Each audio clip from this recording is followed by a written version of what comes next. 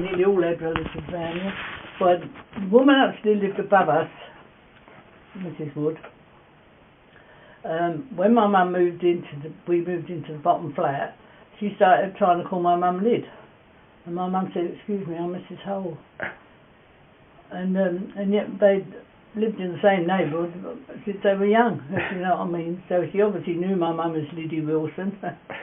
In fact, you know, when I was doing the cleaning job, we had a new woman starting, and we were called in the bloke's office on our way in, like the gatekeeper, and he said to me, "Oh, it's a new lady coming in."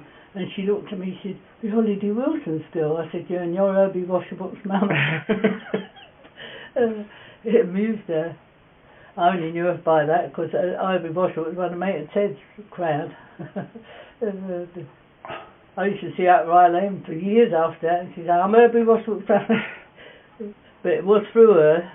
She was married. Her sister-in-law used to be one of Jeannie Rose's mates when they were young. You know, thicker sleeves, as my mum always called them.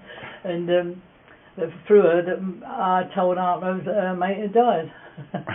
She said, "I thought she'd still be alive, same age as me." And at that time, Aunt Rose was about 80 odd, and I thought, well, everybody don't live to, especially them days, more so than nowadays. As I say, there's so many people in area that all, and there was the other end of Dartnel Road, because Dartnel Road, there used to be Austin Road went right through, sort of split all the roads up in half, as you might say.